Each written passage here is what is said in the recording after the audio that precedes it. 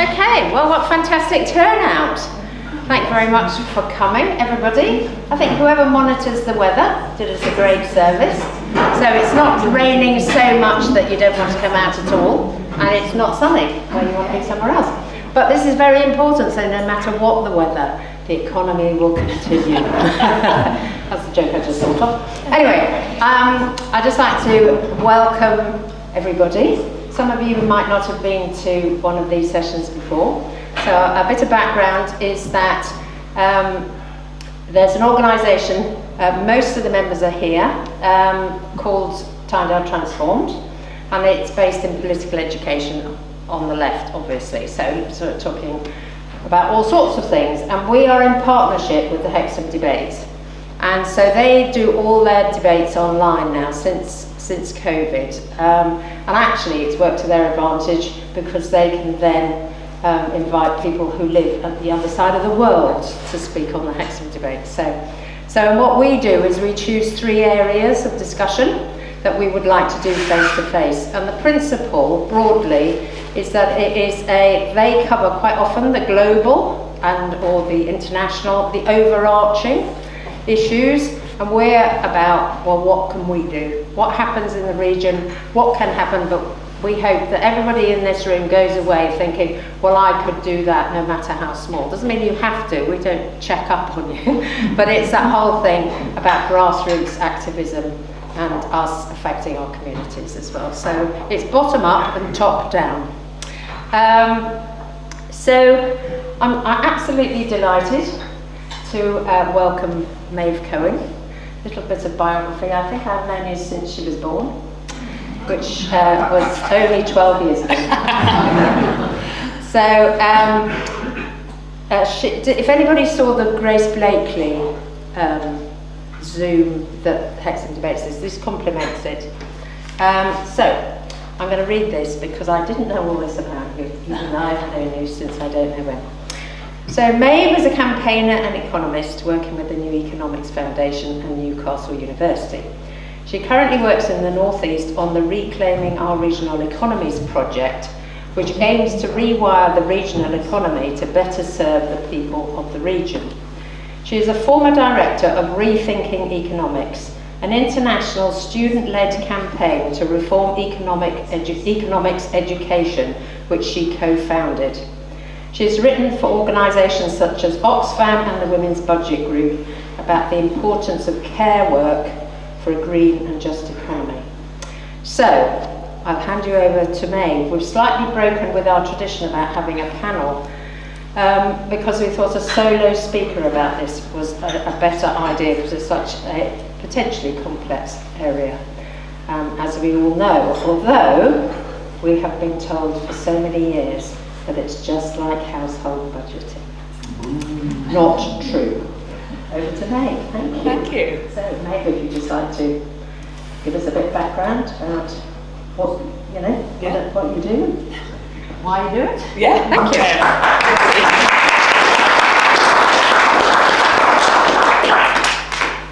Yeah, thanks for having me. It's a really decent turnout, and I woke up this morning going, it'll be fine, and I'm like, oh my god, will it be fine? There's so many people here.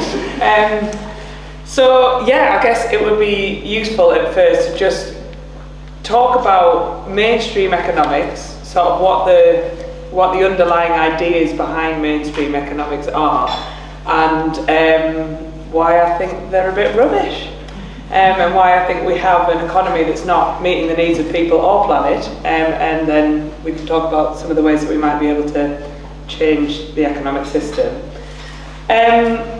So the underlying sort of ideas behind mainstream economics, and by mainstream economics, there's many different types of economics. There's many different types of mainstream economics. There's many different ways you can look at the economy, but with this sort of economic orthodoxy, the core ideas behind it is the idea that there are individual agents, and these individual agents might be people, or they might be firms, they might be businesses, and they are competing in markets.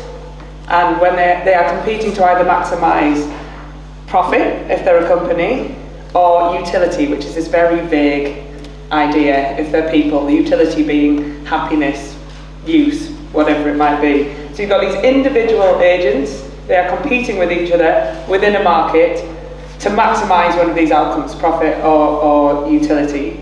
And what that sort of serves as the core of how we first start to understand how the economy works. And I'm sure all of you can see that there's quite a lot of things missing out of that, but there's also quite a lot of things that thing prioritises, so that it's fundamentally about markets and what happens in markets, and that is the central form of sort of relationship in society, is the market. It prioritises competition over other things like collaboration or cooperation, and it prioritises the maximisation of profit, right? That's the outcome that they want, or utility, and we can measure utility in money outcomes as well. Well, yeah, you can't measure utility because it's a completely made up concept, so with shorthand we use monetary terms. So it prioritises competition, it prioritises markets, and it prioritises profits. And because these are the sort of central tenets of what it's trying to do, it can very easily, or it does, miss out really important things. Obvious ones being the environment. The environment isn't part of a market, right?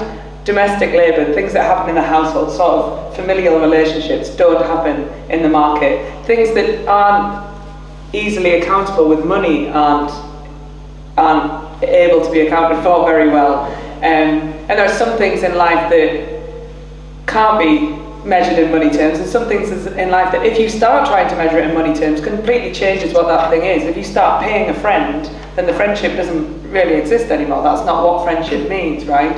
So we're in this system, the economic system, the way it conceives of what society does, prioritises these things that aren't necessarily the most important things to us, but to an extent that is now really damaging the things that we care about.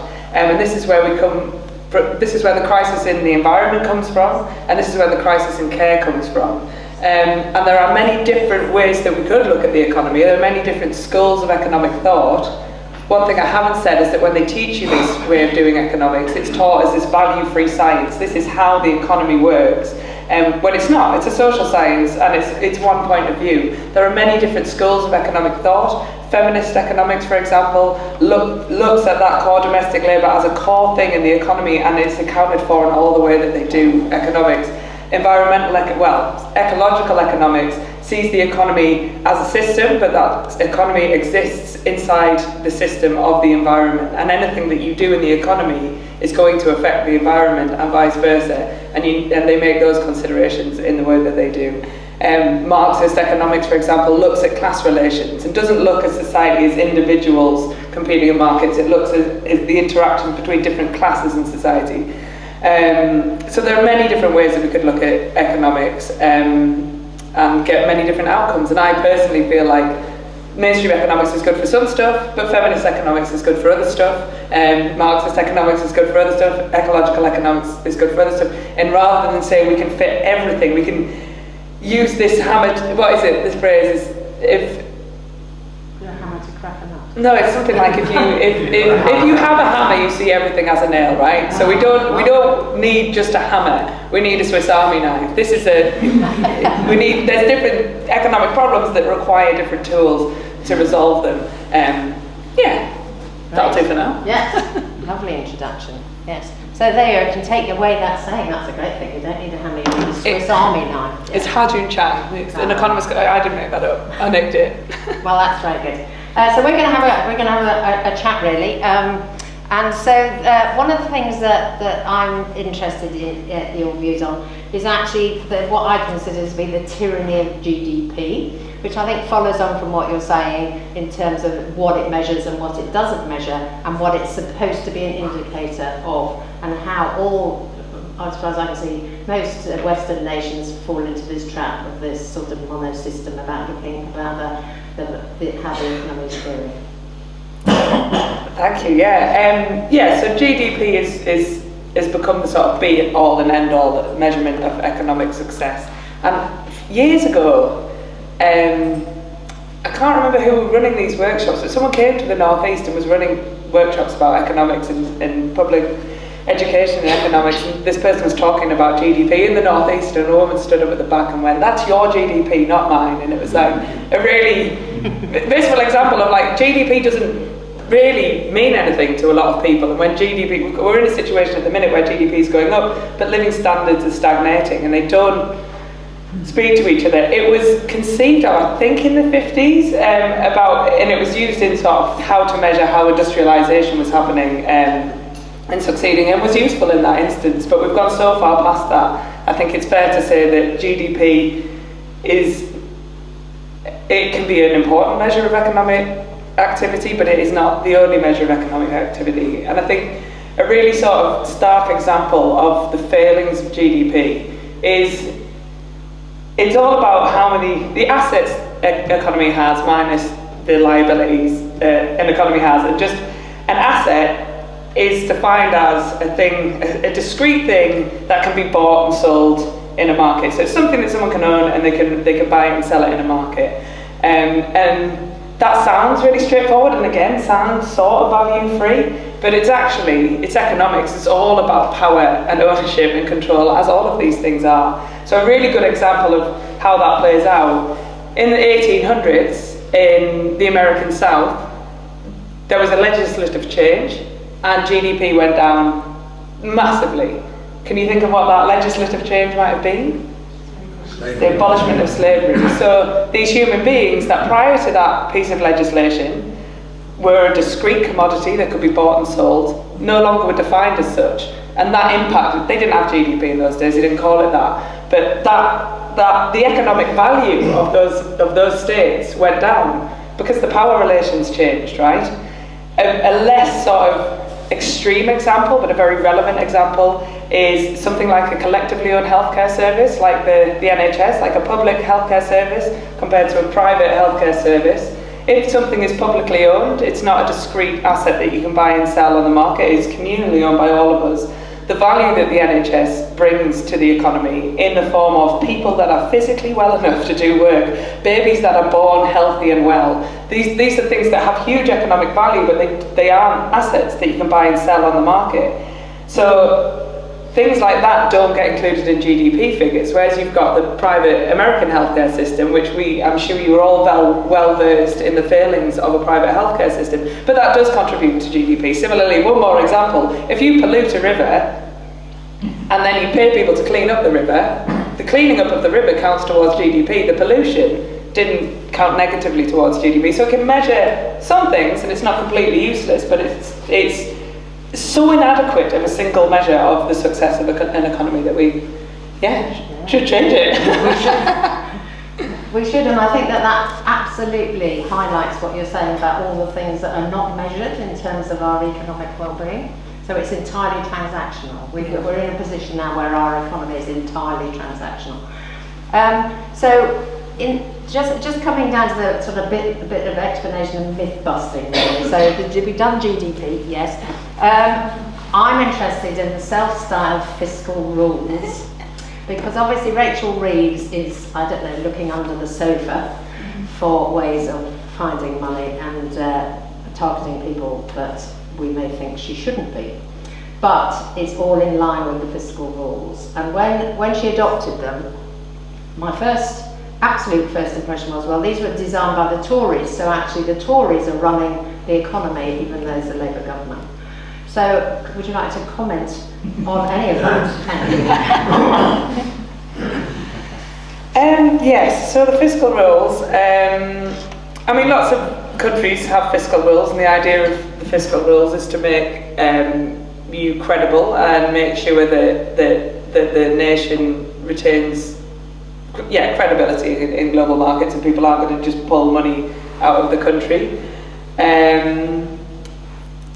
It's not a wildly lefty thing to say that the country needs investment, right? This is a sort of universally accepted economic fact that in order, well, it's like, so if you're, basically, we need to spend some money, and a good example, like a good analogy for this would be like, if you are a chef and So what they're saying is we need to get the house in order and then we'll start spending money on things like public services, these frivolous things. That is equivalent to like opening a restaurant and going, right, I'm going to wait till business picks up and then I'm going to buy an oven. It's like business is never going to pick up unless you buy an oven, right? We are the economy. The economy is not this thing that is separate to all of us. All of our work, all of our purchases, all of our social interactions, all of our getting the bus to see our nans, all of our putting our kids in childcare, all of this is the economy, right? It's all, when you pull that all together, that is what the economy is. If people are too ill to go to work, if there isn't a bus that can get you to work, if you are living in insecure housing and you can't do well at school, then your employment opportunities are bust. Like, these public services are not like a nice lefty luxury suite, we can do it if we can afford it. They're a fundamental economic necessity, and without strong public services, the economy suffers. And I think the stagnation in the economy and the failing of the economy that we are witnessing is due to these 14, 15 years of austerity, and to have a set of made-up rules that you can change. I think the Tories, in the however long they were in power, changed them like 8, 10 times, like many times. You can change. These are made up. Rachel Reeves has already changed them in the short time she's been in office. We can change the fiscal rules. If you have a set of rules that are meaning that we are not able to invest in things, even if you're not a nice person, even if you don't care about social justice in the slightest, even if all you care about is economics and economic growth, to have a set of rules that stops you from being able to invest in the things that you need for a functioning economy is insane. And I genuinely don't have an answer. I do not understand why they won't change the fiscal rules in order to be able to invest. And to be fair, to give them credit where it's due, she did change the fiscal rules and she did enable more investment. But again, and this is a feminist economics point, this is a really frustrating thing to think of when you notice it. The rules around what you're allowed to borrow to invest in mean that it's much easier to invest in things like roads, buildings, trains, sort of physical infrastructure than it is to invest in things like childcare, healthcare, education. And the sort of reasoning behind that is because we know that will boost productivity. Investing in physical infrastructure will boost productivity, so we can borrow money to invest in that. But as we know, a well-educated workforce is essential, a well-cared-for workforce is essential. If you're able to go to work because you know that your loved ones are being cared for with a decent care system, these things also boost productivity. And the only reason I can think of as to why those things don't get equal standing when investing is because it's a load of blokes around the table, which obviously is my opinion, but I've yet to find a better one. Yeah. Gosh, right, so thank you very much. So carrying on with the sort of like myth busting or the unpicking of what actually appears to me to be quite a lunatic system that we've got governing our economy, is I'm interested in the housekeeping myth, because it has been absolutely enduring and governments have taken it on and they still talk about the debt as if, it's housekeeping and you wouldn't borrow more money that you couldn't pay for, which obviously is rubbish because most people who are like on the poverty line are up to their necks in debt, but that doesn't matter. And I did a bit of homework basically. And there was a publication in 1935 that was talking about, the government published it, but they were talking about this whole idea about the economy was like housekeeping. Well, they were tied to the gold standard, so there was some sort of understanding about the value of the money in the economy. And of course Margaret Thatcher, Harold Wilson, hand in your pocket, Margaret Thatcher and her famous handbag, that she obviously kept the whole of the treasury in, which was around this idea that it's money in, money out, that's got to balance. So, yes, what? How do we dispel that? People don't understand the mechanisms in the economy, which means we can print money, and obviously the Tories did under COVID, and then, so that's quite a big question, sorry. I think it's a really important question, and I think that the household budget analogy works because everybody can relate to it. Again, this is sort of an economic argument that isn't an economic argument, it's a political argument. It was used by George Osborne just so effectively to justify an ideological position, which was to make all these budget cuts, minimise the size of the state. In like pure economics terms, I mean, it's obviously wrong, just first and foremost, it's obviously wrong, right? Most of the debt in Britain is to British people, right? If I owe you money, I'm in debt, but you've got my money. So within an economy, that's not how it works. Somebody's debt is somebody else's credit. Like, it's nonsense, for a start, to just make that very clear. But it really worked politically to be able to get public support around something that was so just spectacularly unjust, right? So as we all know, the banks failed, the banks spent all the money, so everybody lost all their money, everybody lost all their pensions, everybody, like my dad lost his business, everything went terribly. And then rather than punishing them, they just punish us all again through a round of austerity, which is so starkly unjust. But they were able to do that by telling this story. And this is a political story dressed up as economics, and it's not how an economy functions. I was going to say something, and I've completely lost my train of thought. So the myth of housekeeping. The myth of housekeeping. Apologies. I can't remember. I'm sure it will come back. You can snatch the mic off me when you remember. Oh, basically, I think that the reason that the narrative works is because people can very easily relate to it, and because at this point in time we are telling another story, and it is all about stories. It's not about economics. There is that I think that what the story that I've just told about we are the economy, and if we don't have access to good healthcare, if we don't have access to good housing, I think that's quite an easy, people get that, people understand that, and people fundamentally know, it's like if you go to work and you're poorly, you're not as good as at work. I think the left sort of shies away from making that argument because it's so transactional, because it's all about people as being productive, and it sort of misses out all the important things about human life. However, if you are making an economic argument, which we are, because this is an argument that we're having about the economy on the terms of the politicians that would give that household argument, the left need to come up with a better story for how the economy works and tell it over and over and over and over again. And I think that's why it works, not because it makes any sense, but because it's relatable. And because it feeds a certain ideology. Yeah. And I also think that most people don't understand how the economy works. So if that's the case, then you can tell them something that actually happens on a regular basis in their daily lives, and they see it as a model.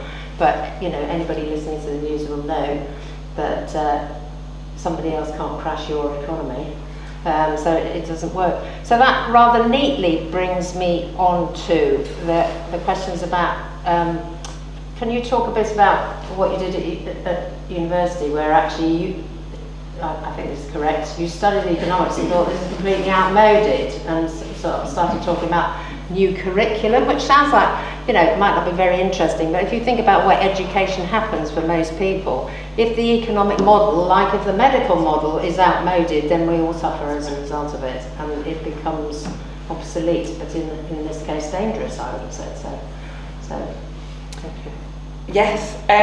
So I studied politics, philosophy and economics, and I left school at 16 and then went to university at 25, so I'd done some stuff in between, and the reason I went to university is because the crash happened, and like I say, my dad lost his business, everything just went, I was like, this is big, this thing has happened and it's big, and I'd like to understand what's gone on here. So I was like, I know, I'll go to university, and just as the £9,000 fees came in, I went to university.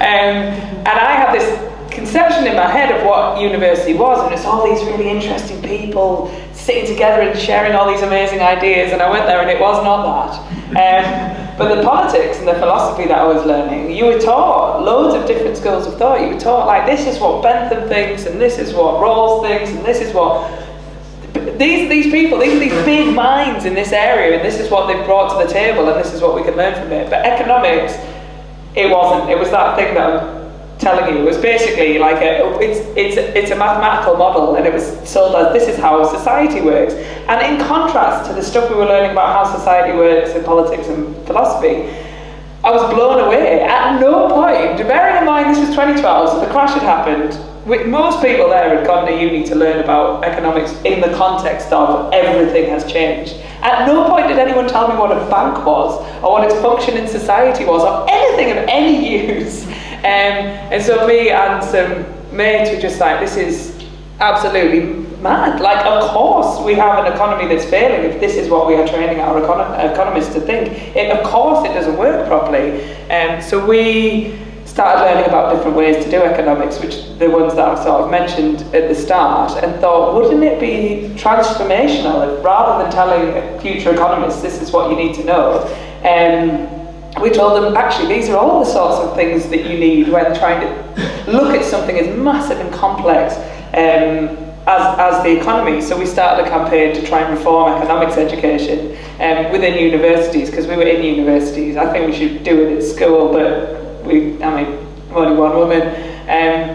But I think that the most economists, mainstream economists, are still really useful, and loads of them do like really phenomenal work, and I really don't, that way of looking at economics can be incredibly valuable, but it is not the only way of looking at economics, and it is not the only thing that can help an economy. And most importantly, most people who go into politics or into policy or into local government or national government have only done like Econ 101, so they've only got the bare bones of this really stripped back version of what economics is. And this is why we have politicians who think this is how an economy works. They might have done like a module in economics, and that module in economics will have been rubbish, and they haven't got the PhD. They don't know all the critiques and the complications and how you actually do this modelling and what it actually means, so they're not economists. They just have this really basic idea of economics, which is clearly not helping them do their jobs very well.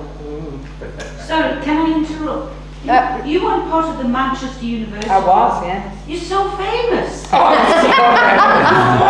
In universities, you're really famous for the fact you make people stop and think, why do we teach economics like this? It's wonderful to see you. Thanks.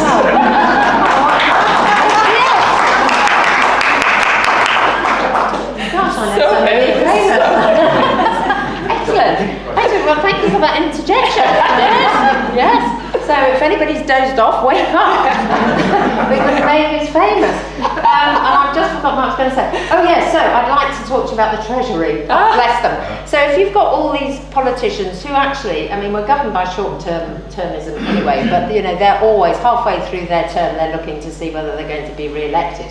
So there's this sort of weird roundabout of incompetence. Not 100%, but you know, there's a lot of people in government and you just go, I'm always doing this. I go, excuse me, I think I could do a better job, and I know nothing about fisheries. You know, it's just like, so we all think that, I think, from time to time. So there's the mysterious infrastructure of government, and in particular the Treasury. So do you have a view on the relationship between those politicians who might have done a 6-week module, 6-hour module on economics, and the Treasury? Yes. Well, I think it's really important in all of these things not to like blame a specific thing. Like when I was at uni, I was like, it's the economists, they're all terrible. And then like know some economists now, and I actually, some of them are lovely. They're really not all that terrible. And then I was like, it's the politicians, they're awful. And I even know some politicians, and they are less lovely than the economists, but still some of them are really lovely.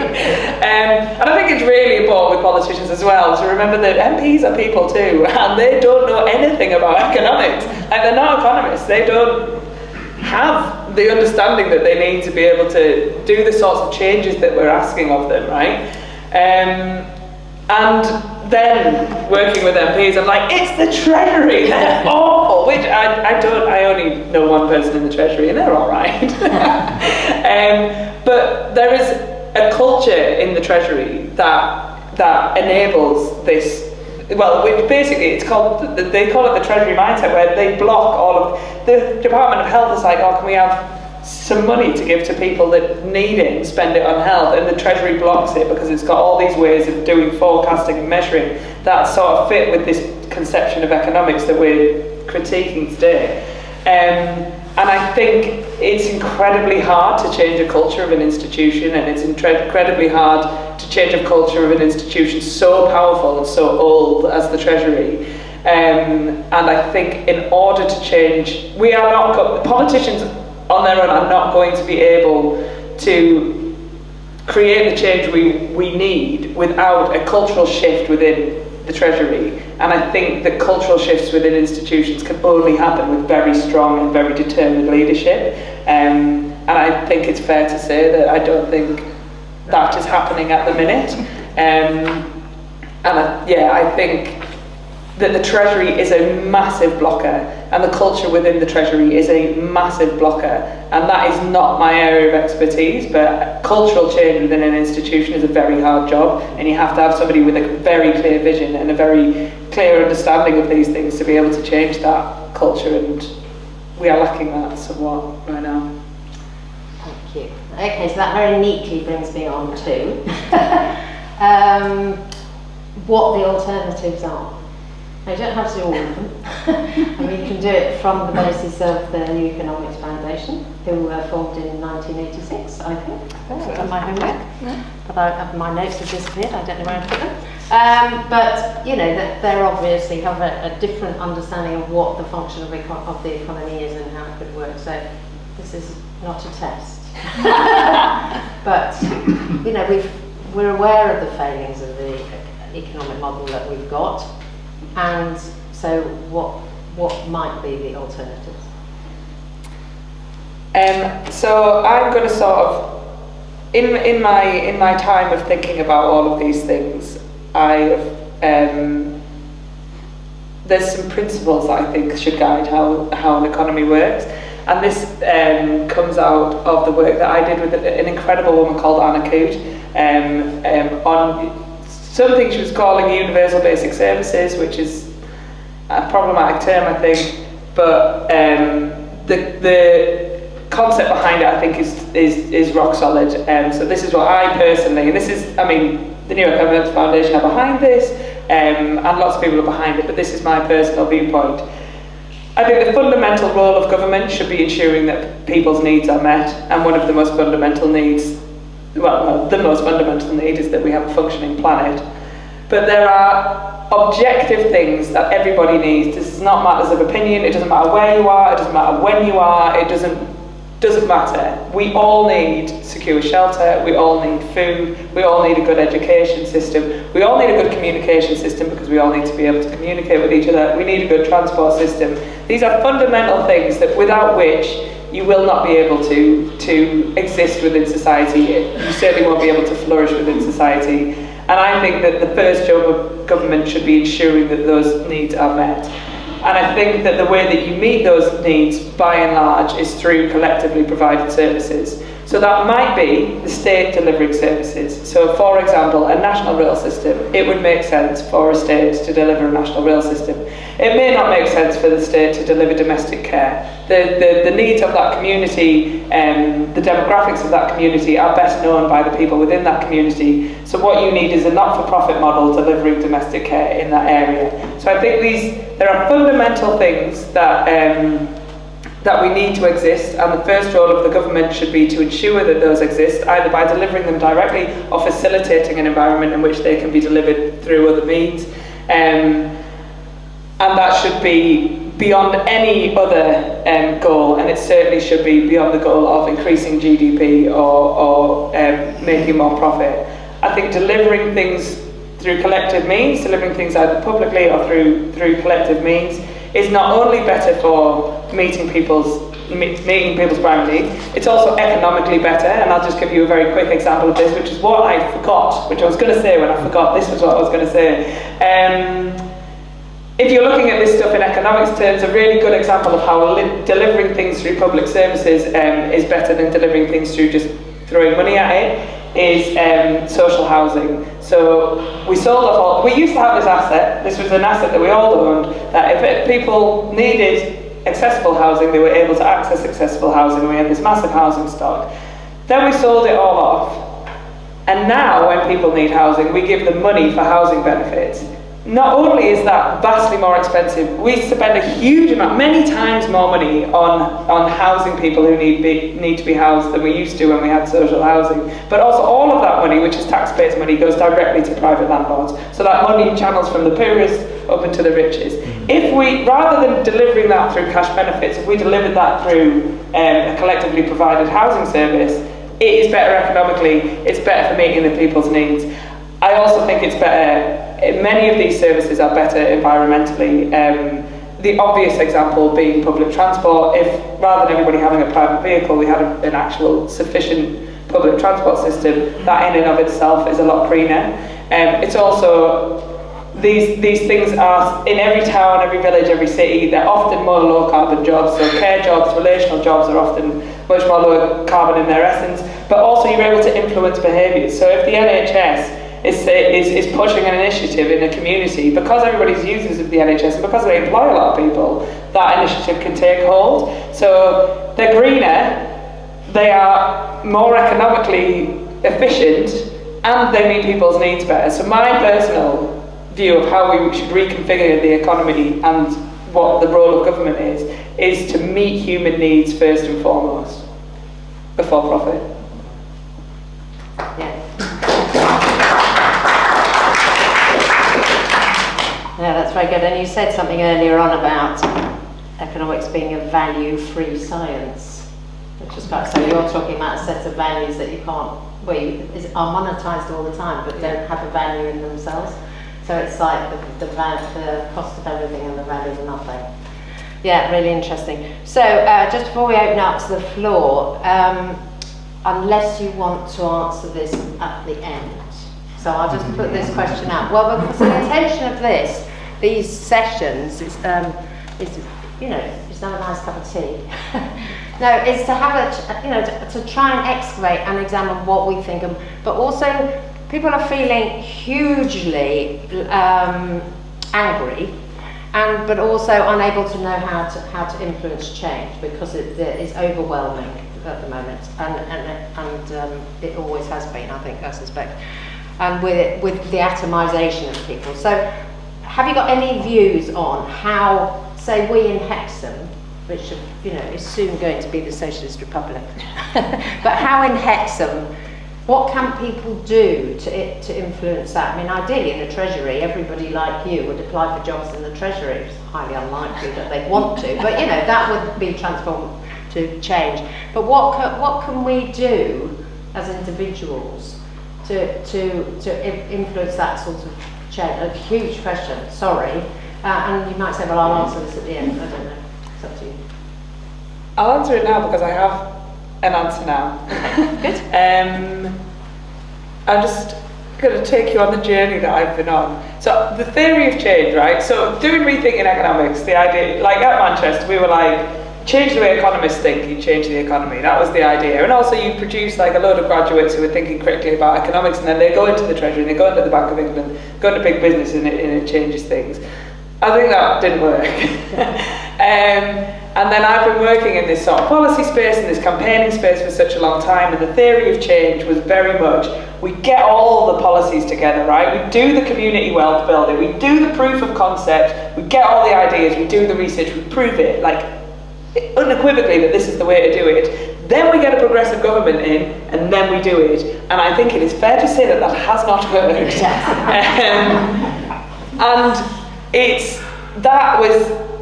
To say it's disappointing is an understatement. It's been an existential crisis for me, but for a lot of people working in this space. A lot of the experts who come in to do talks like this, and everyone's like, oh God.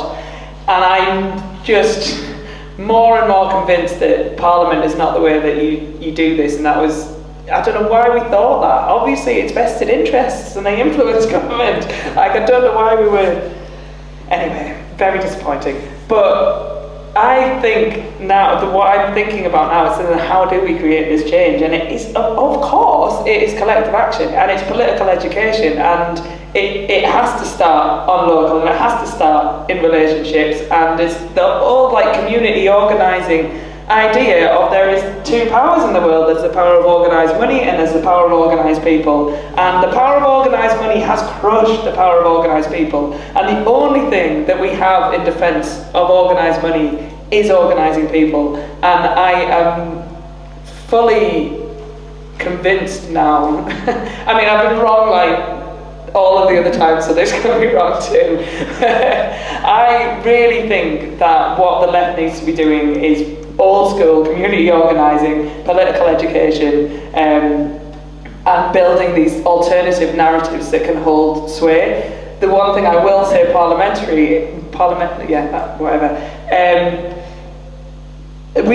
got a populist right. What Nigel Farage is saying, a lot of it's true, right? And he's speaking to people, he's saying like, the system is rigged, this is broken, you can all see how broken it is. What he's then saying is it's all these immigrants' faults, which is obviously not true. What the left are doing is going, well, so if we do this and we do this, everything's not so bad. And it is bad, and everybody knows it's bad, and everybody is just in a huge amount of pain. And what we need is a left-wing narrative on this, coming in and going, the system is rigged, everything is broken, and it's because these people have been taking all of your money and all of your resources and lining their pockets with it, and this is what we can do to change that. And at the minute, in politics, we don't have a left-wing narrative. We have the left-wing Labour Party like adhering to the same narrative as the Tories, which is just ludicrous.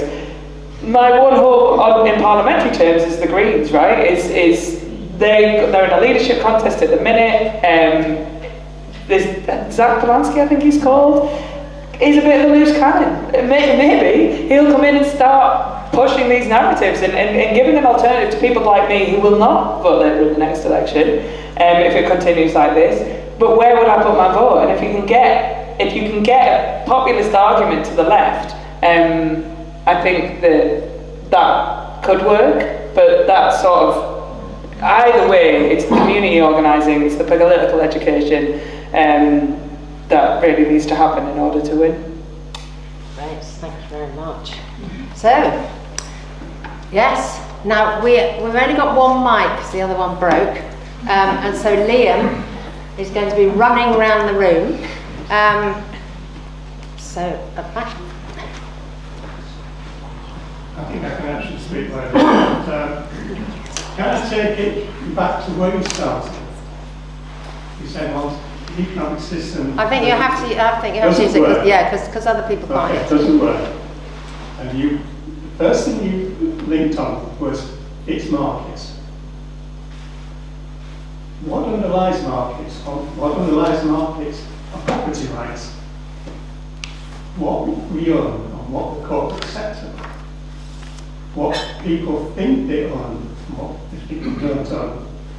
That's the starting point.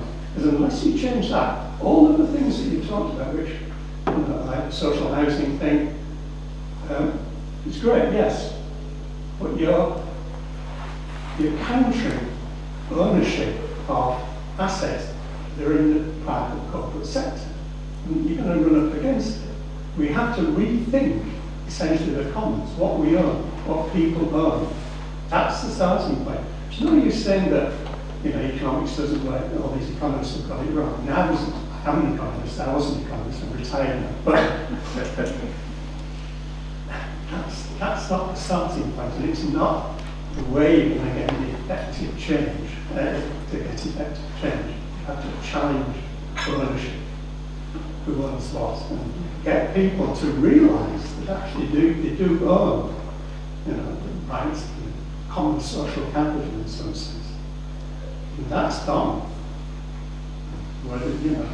Anyway, so it's a comment on the way of framing the arguments, which I largely agree with, obviously, but you're going to get a more effective traction if you actually see where it starts from. Do you want to comment on that? Yeah. Thank you, Liam. Thank you. Yeah. So just just to do a quick summary, very quick summary. So if I'm right in thinking this is just because it's on, we're being filmed, so that conversation that you had might not have been picked up. So just a quick summary from me was that you're pointing out that there's a step before basically, and it's actually about who owns what, and people not realising that they have had their rights to own, like the commons or property, taken away from them, and that needs addressing. Is that correct? That's essentially it. Yes, well done. Yes, thank you. I mean, I didn't explicitly say it in those words, but I absolutely agree with you. I think the example that I was trying to give around slavery is the fact that these things were owned and then they were no longer owned, and that ownership and control is essential. And the sort of solution that I gave, it was all about collectively owned services and sort of recognising that until we change ownership from private hands to public hands, that we're not going to get the outcomes that we want. And when things are publicly owned and collectively owned, the outcome doesn't necessarily need to be profit, it can be meeting needs or sustainability. I mean, it's all about ownership and control. I think that's fair to say, and maybe I didn't explicitly say it, but I think it was heavily implied. Oh yes, it was there all the time. It's an important. But there's an amazing organisation called Commonwealth, if you've not come across them. Yes, and their whole thing is about, they're a think tank, but they're looking at specifically ownership and control, and who owns what, and who owns our essential services, and where that money goes. So I would encourage you to look at Commonwealth. For Labour supporters, I remember there was 2017, there was a Labour research document that Donald Cohen and really actually supported, which was all about rethinking modes of ownership, and that's what it was called, modes of ownership. And it's disappeared in this, but it was a crucial thing, I thought. Yeah, anyway. Absolutely. Sorry. He's up. I have to wave both hands. You will be next, sir. He had his eyes somewhere else. Thank you very much for mentioning social housing. We are desperate in Hexham to get more social housing and affordable housing. Surveys have told us so. At the same time, we have landowners, public bodies, so Northumbria Police for one, Northumberland County Council for the other one, that wants to sell their assets for big profit, which means we won't get social or affordable housing out of it. How do we get around this notion of public bodies having to get best financial value for the assets they're going to sell?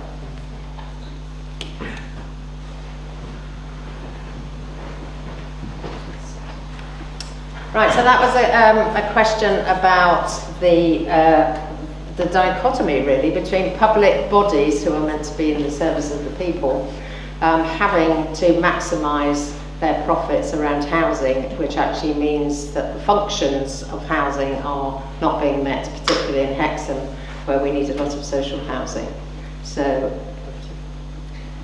I think that there's a lot of literature there, there's a lot of campaigns there, there's a lot of arguments that are very strong. I think that the only thing that you can do as Hexham residents, sorry to sound like a broken record, but is to organise. There's a lot of resources, there's a lot of campaigns doing this sort of work. And housing is such an essential issue and such a fundamental issue. It's something that is so, everybody sort of understands it, everybody gets that if you don't have a good home, then basically your life chances are minimised.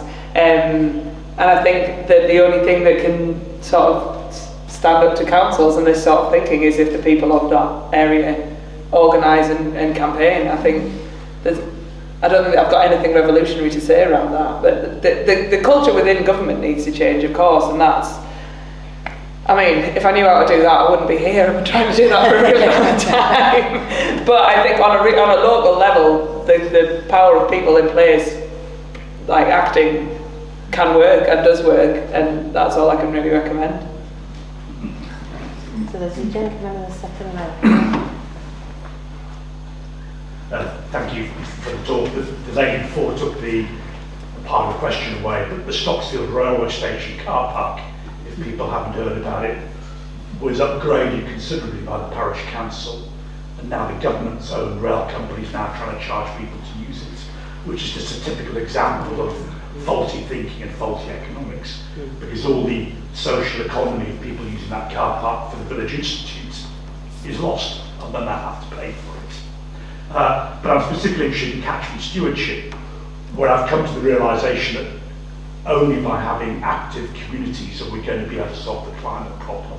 And I wonder if that falls into your gambit of conversation. Thank you. There was an observation about a local issue where public money was spent and then is being monetised for profit, which happens a lot. But there was a question around the role of active communities in addressing climate change. I think that what is needed to address the climate catastrophe is so vast that it's going to take a huge amount of actors in a huge amount of spaces, and I don't think that community involvement on its own can solve the climate crisis, but I think it's an absolutely essential part of it. I think that the awareness of the crisis has been, I think it's funny because there's sort of two areas of thought on activism, right? Or like how you create social change, and there's this insider strategy where you have to go to the legislation and get this legislation to change, and the outsider strategy, which is protest and all of that sort of stuff. And it's a phenomenal, as someone who's been working in the climate space for such a long time, as soon as it was the school strikes, Friday school strikes, and Extinction Rebellion came, we had been trying to make this argument for such a long time, and it had fallen on deaf ears, and then there was that civil disobedience. And the one with the Friday school strikes, which is so powerful and so, that is my favourite campaign of all time. It was just absolutely phenomenal. And completely changed the landscape that we were working in. And so I think community action is such an integral part of information gathering and information sharing, but also because the climate catastrophe is so individual, it's systemic, it's global, but it also, how we solve it depends on exactly what our place is like and exactly what the people are like in that place and exactly what the needs are in that place. So I think that addressing the climate crisis involves everyone from the UN to the person next door, and I think like active communities fighting for climate action is just absolutely crucial to solving the problem that we face.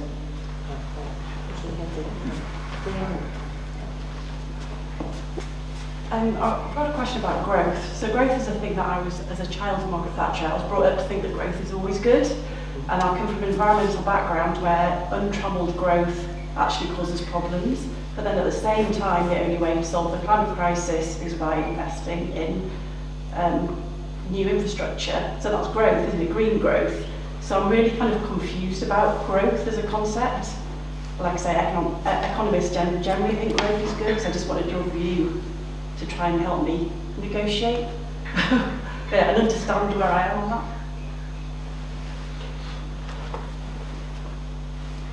Okay, so that was a question about whether growth is always good, I think, and what sort of growth is good, and we're all brought up to think that the economy's got to grow. Well, how do we make it grow in ways that aren't deleterious to us all? I think it's a really important question, and my answer is a bit of a cop-out, which is economics has made us fixate on growth, and I just don't. Not that growth does matter, but it just basically there's this argument between growth people and degrowth people. First of all, there's a whole movement called the degrowth movement who are all for like stopping economic growth. I think that it came out of France, and I think it's lost in translation. Degrowth is a terrible name for an argument because it just immediately sounds bad. I think narrative and communication, how we communicate these things, is so crucial. Degrowth is a terrible word to use for a movement, I think.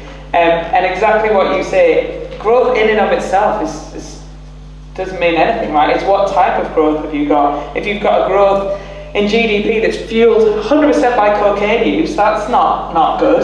But then we had degrowth during the COVID pandemic and people suffered catastrophically. So degrowth in and of itself is also not a good thing. And I think we need to think of GDP and growth as sort of one light on a whole dashboard of indicators that tell us how we should be guiding our economy. And growth in sectors like heat pumps and insulation and caring industries, this is all really good growth. So I think it's important to just not fixate on the sort of, growth isn't the be all and end all. We don't need relentless growth, and we don't need degrowth. We need to think about what are the things that we want to prioritise in our economy. For me, it's all of the essential services that meet human needs, including the needs of the planet, and focus on them. And sort of growth, I don't ever have the argument about growth because I just don't think it's anywhere near the most important argument that we should be having, which is a bit of a cop-out to answer to your question, but I hope you forgive me. Right, Liam, there's Jim at the back.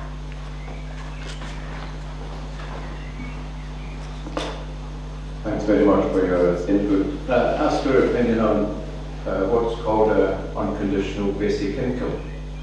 And I think the interesting revolutionary example is being practiced in Wales, where young people who leave care, have been brought up in care, actually receive an income, not a benefit, an unconditional income of £1,600 a month. It seems quite a forward-looking thinking on the part of the Welsh government in relation to these children who have quite a difficult upbringing. And that money, as I say, it's not a benefit to receive that. So I just wonder whether you have a comment on that. We have in Jarrow, at the present time today, people who receive a part of a UBI, unconditional basic income, as a part of the government's policy.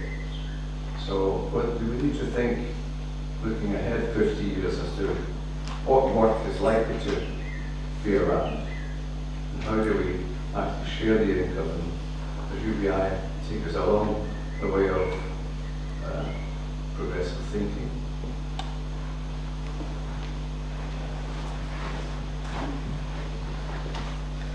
So that was a question about universal basic income or unconditional basic income, and there have been something like 100 pilots around the world of this. And so I personally think, though you didn't ask me this, Jim, that there's a fudge going on. Why do we need 100 pilots? So I'm going to hand over to Maeve to provide us with a solution. Thank you for the question. And this is the Hexham debate, so maybe we'll get a bit of a debate going. It isn't the Hexham debate, but anyway, maybe we'll get a bit of a debate going. I think something that happened just then was quite interesting. You called it a universal, unconditional basic income, and Penny called it a universal basic income, and they are two different things. The pilot in Wales is fabulous, but it's fair to say it's not universal. It is for care leavers. It's for a very small section of society, and I think I have no problem with that. Right, that's a good thing to do. I think the idea of universal basic income is a false friend. My sort of model that I painted of the sort of meeting needs is based on the universal basic services, which was conceived of in opposition to universal basic income for the following reasons. First off, the thing that I started with, which I should have started with ownership and control, but I started with markets. If market centrism is the cause of ecological collapse, is the cause of the crisis in care, is the cause of social fragmentation, UBI does absolutely nothing to divert from market centrism. It just gives people money to continue to spend in markets, which I think is sort of the ultimate throwing money at a problem. I think the example that I gave with social housing, if you give cash benefits rather than providing these things as an in-kind benefit, the outcomes aren't as good. I think it's fair to say that we should have a minimum income guarantee. There is an amount of money that everybody needs in society that they should be guaranteed, and that can either be through a living wage or it can be through benefits, through cash benefits. But it is not universal. If you are earning that in your job, then you don't get that from the state. The idea of a universal basic income is that everybody gets a set amount of money. We have a lot more money than we pretend we have to spend on people and welfare and services and the rest of it, but we do not have infinite amount of money to spend on everything. And the amount of money we would need to ensure that people have their needs met through giving them cash would be astronomically expensive. If we channeled that same money into providing in-kind services, it would be more effective, and the beneficiaries of these, if they are publicly owned, will be the public. So I think that the last thing I'll say on UBI is if the government actually two things.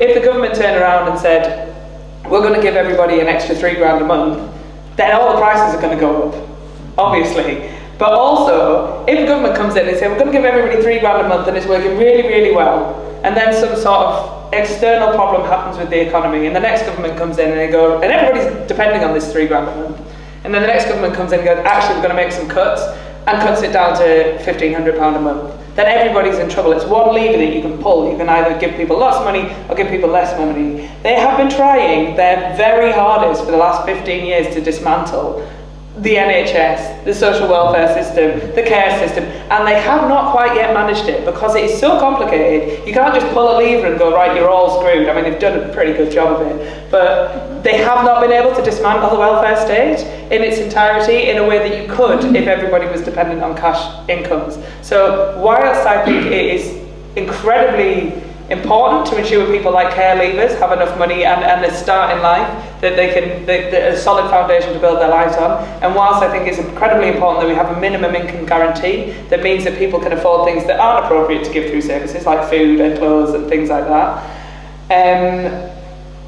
that is very important, but that is not a universal basic income. And I think that we should be investing our money in collectively owned public services that meet essential needs above all else.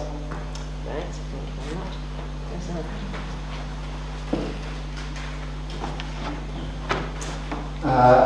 Hi Maeve, got a few points but I'll be brief. The austerity that was in quotation marks in 2012, I firmly believe that was a code for redistribution, and that was to take money out of the public sector and to reel in care for people that needed it, and the wealthy suffered no harm at all.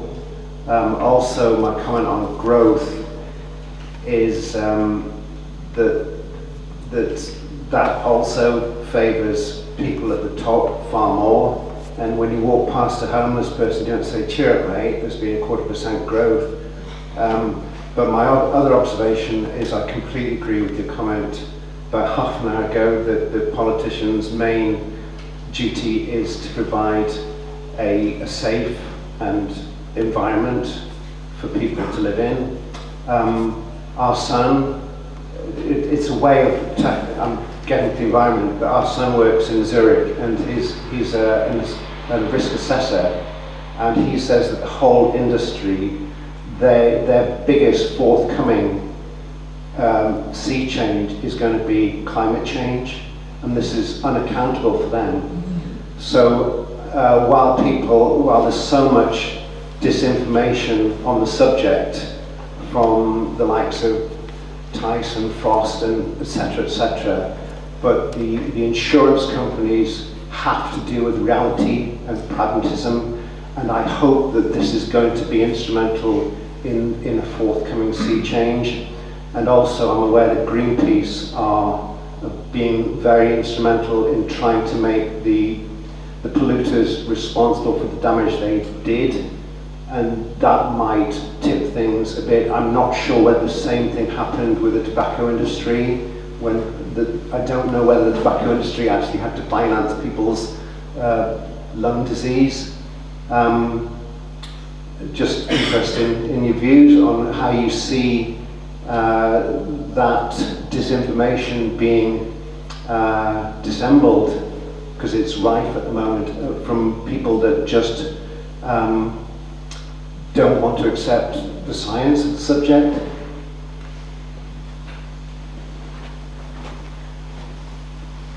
Okay, so that was a question about disinformation, which we're all aware happens all the time, and how you counter that, particularly in terms of climate, accepting that climate change is happening. And there was also a comment about how big industries basically pragmatically may well have to respond to the changing evidence around climate. Thank you. There's two big things there. I think, because I'm like all power to the people, right? But and will continue to be so. But I really think what you said about insurance companies and solicitors, barristers, in the fight for climate justice is really interesting. I think there's quite a lot of active.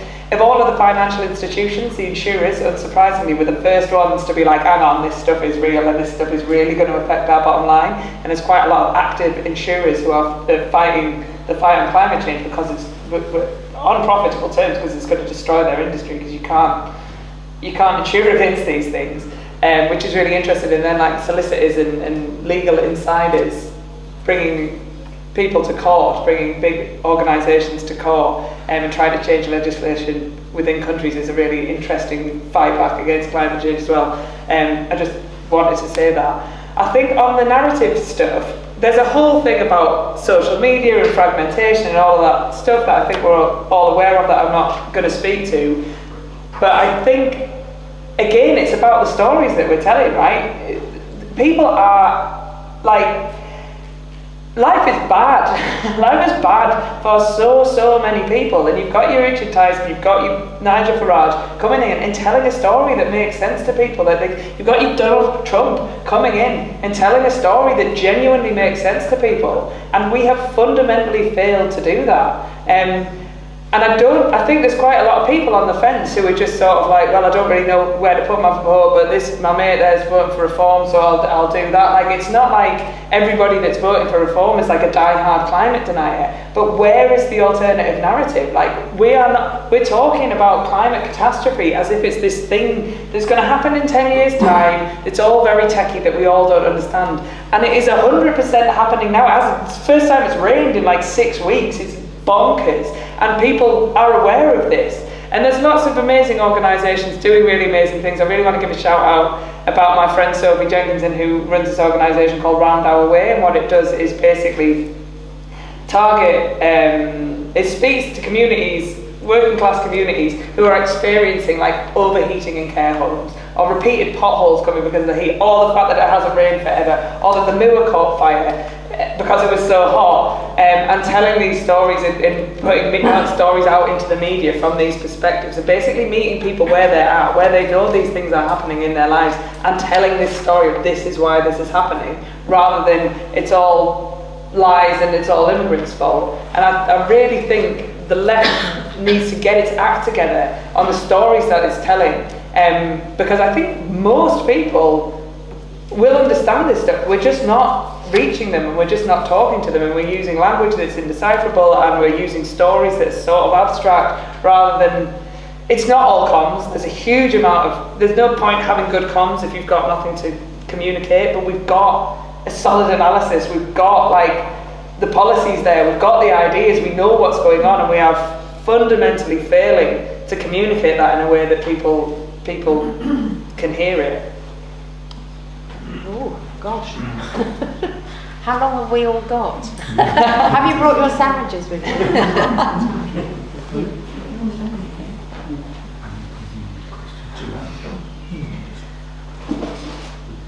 I would like to throw into this discussion something about volunteering and volunteers. This is increasingly being reached for as a solution, a political solution altogether. Now, I know of many cases where the official bureaucratic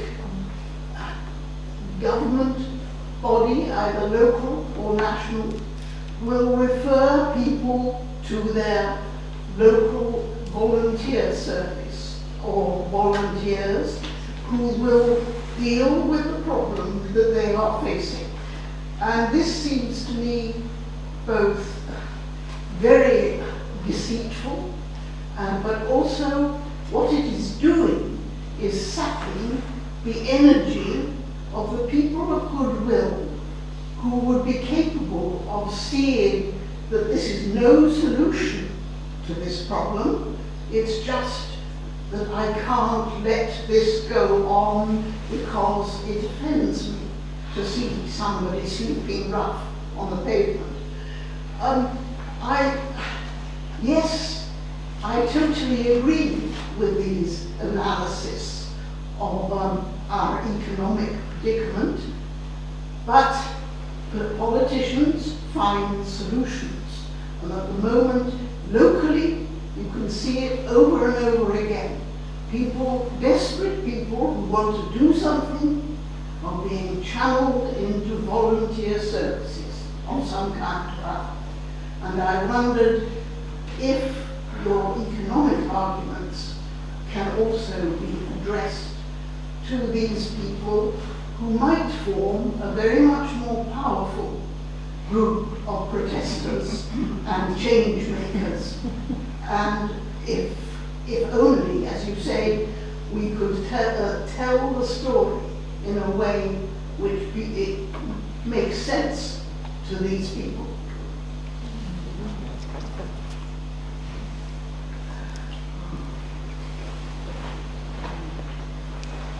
So that was a question about highlighting that there's massive expertise and activism amongst volunteers, but actually it's still within the control of the state to a big extent.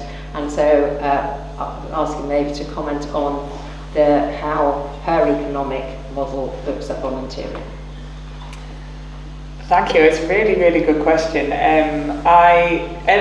It immediately made me think of a lot of feminist economic arguments against austerity, because, and obviously this affects men and women, but when you start closing a bunch of shoe starts, women aren't just, a load of care homes go out of business.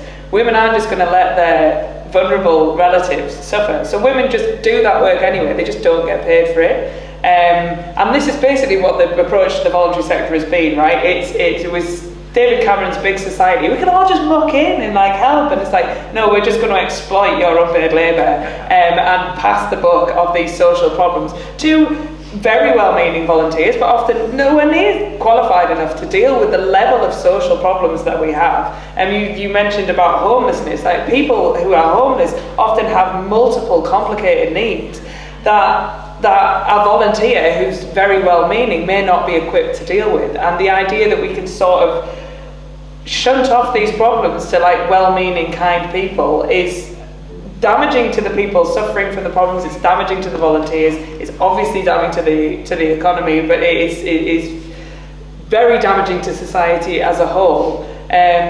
And I think obviously we fundamentally need investment in these sectors and training people that can support people effectively, and doing preventative measures that mean that we don't have as many homeless people or as many people in crisis in the first place, which, by the way, is also more economically sound. Stopping a problem rather than solving a problem is always cheaper, but you don't get political credit for it. But anyway,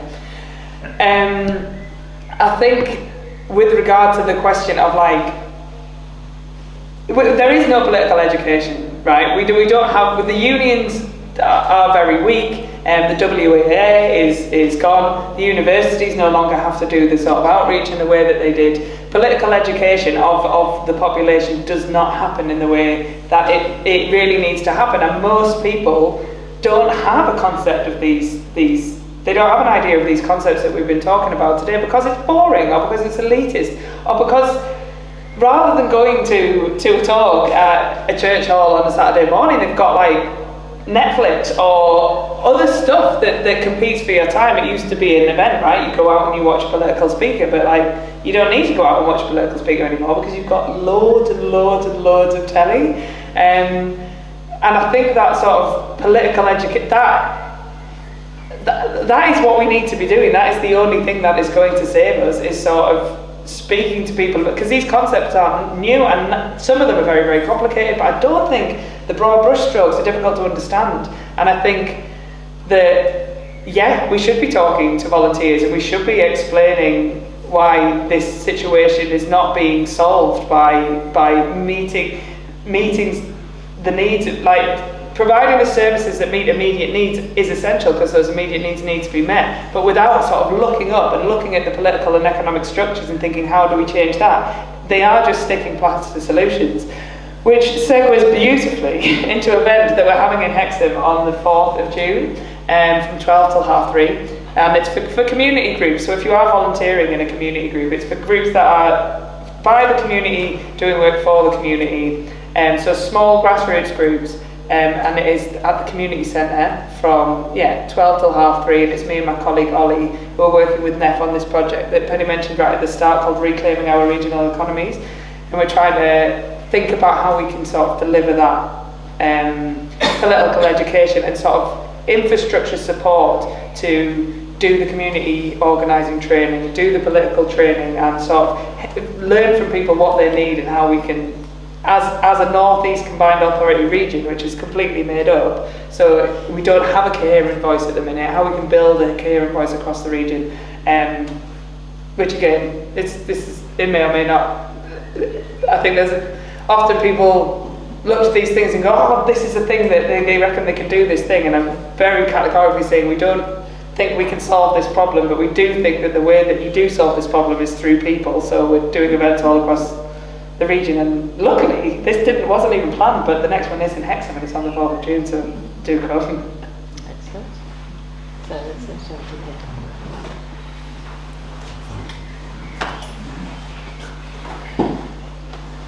So we're actually running out of time, so could you, thank you.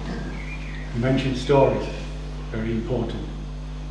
Transition, we've been through the transition stuff, permaculture stuff, green stuff, and there's fragmentation.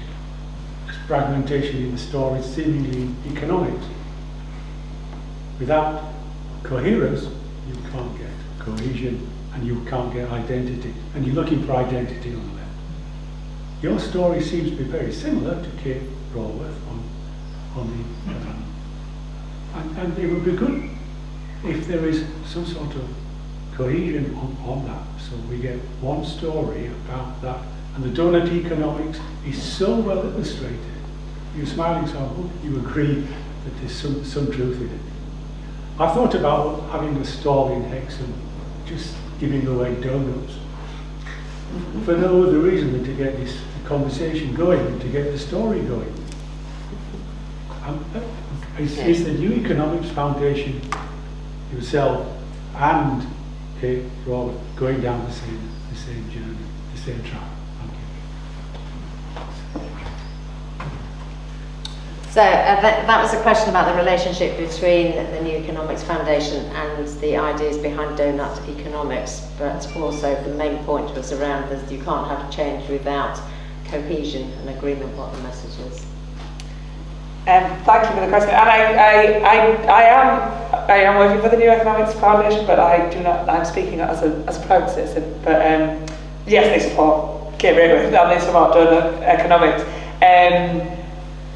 I think that I totally agree with your, I don't think that we need one story for everyone. I think that different stories appeal to different people, but the values behind the stories need to be aligned.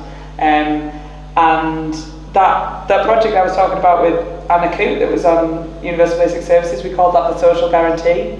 And Kate Raworth came to our launch event and spoke about how the social guarantee, the sort of meeting needs, is the middle ring of the donut. So the planetary boundaries is the outer ring, and the social guarantee, the public service, collectively provided services to meet people's needs, is the central ring. So I think the values that we have are incredibly aligned. Her donut is phenomenal, and I adore her. I'm such a fangirl. I think she's incredible and an amazing communicator. And and we do tell that story. But yeah, I think that you can tell you can sell a coherent vision with different stories, but the stories need to be aligned. But New Economics Foundation was founded to sort of work on the 3 different spheres of the economy, society and the environment, and where those interlinks, which I think is exactly what the donut does as well. So yes, I fully agree with you. She's great, and I'm all for donuts, and I definitely think you should do a donut stall to talk about donut economics. I think that's a great idea. Right, we've got time for one more question. Sorry. Let's have this lady at the front. We've had democratically elected reform councils tearing up environmental policies in various councils. Meanwhile, we've got a government ramping up the rhetoric about the need for defence, as if that is the most important requirement to save us all from the Russians and the Chinese. And I think this culture of fear is something we've really got to worry about and resist, because a fearful population is going to accept all these other privations if we're told we've got to spend more on arms. I just wondered where the arms industry and the economics of that comes into your thinking. Thank you. So that was a question about us, about the rise of reform and also our ramping up of our military infrastructure, thereby creating a climate of fear within countries. So,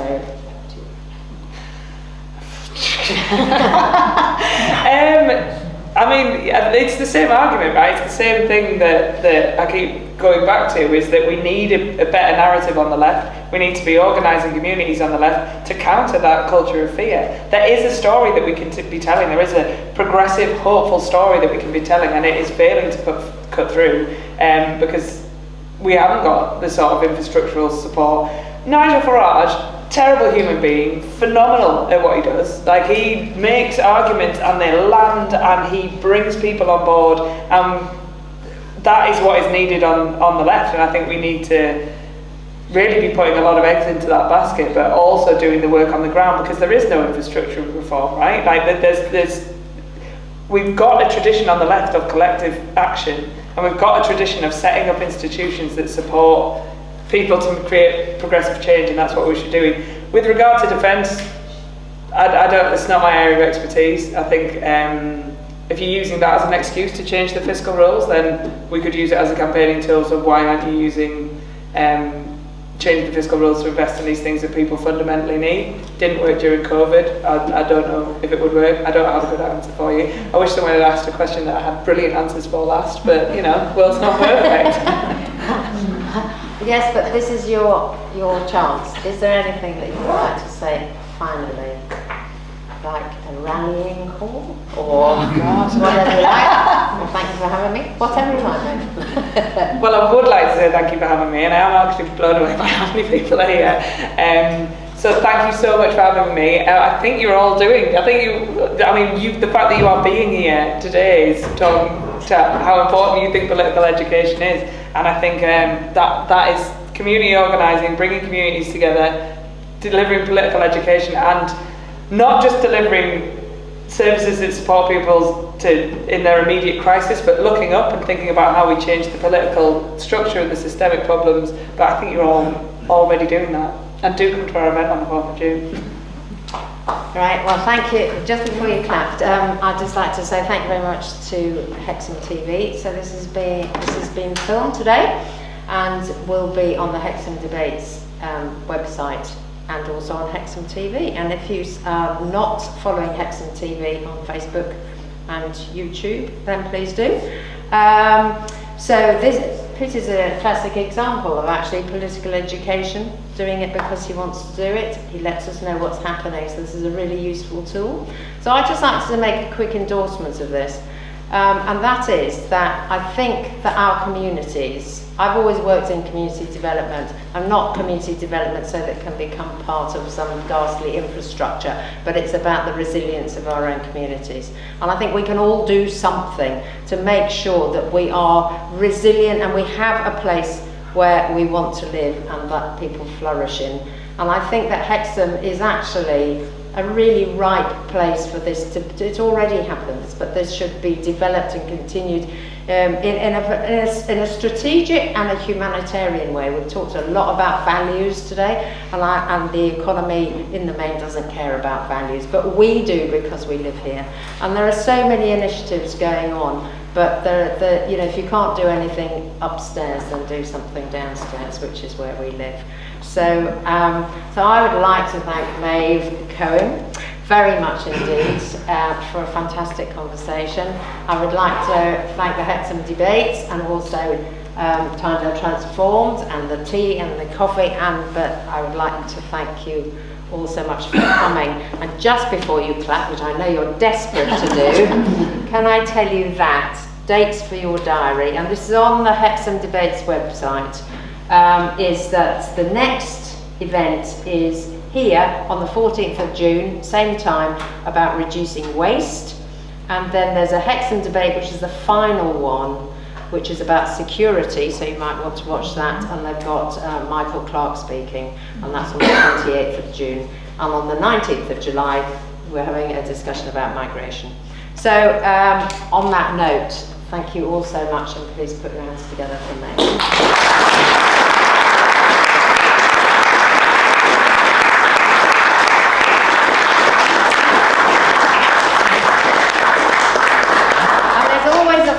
Final point, and I know nobody carries cash anymore, but if you have some coppers down the back of your purse, we have a retiring collection behind Jim at the back. I think is a pot. We obviously have to pay for the cost of the hall, but if you haven't got any money on you but you want to support what Hexham Debates are doing and therefore what we're doing, you can donate on their website. So thank you.